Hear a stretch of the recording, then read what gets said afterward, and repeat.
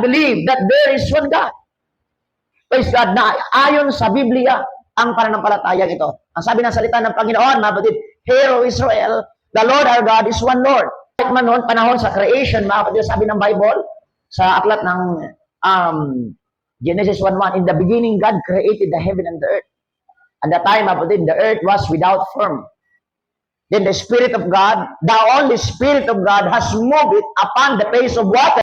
Na habang nandoon, kumikilos ang Espiritu ng Panginoon, hallelujah, dahil sa kanyang kapangyarihan, sa kanyang mga salita, mga kapatid, ang sabi ng Panginoon, magkaroon ng tuyong lupa, and it will happen, mga kapatid.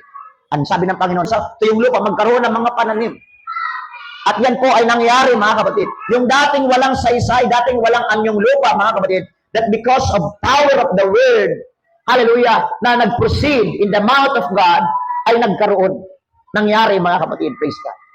At naunawaan natin, sumampalataya tayo na mayroon lamang isang Diyos na naglikha ng lahat ng bagay. Praise God. Mayroon Diyos na isang nag-exist noong panahon. Mayroon Diyos na nagplano, mga kapatid, ng lahat ng bagay na nakikita natin. And that's the reason na tayo po ay naniniwala. There is one God.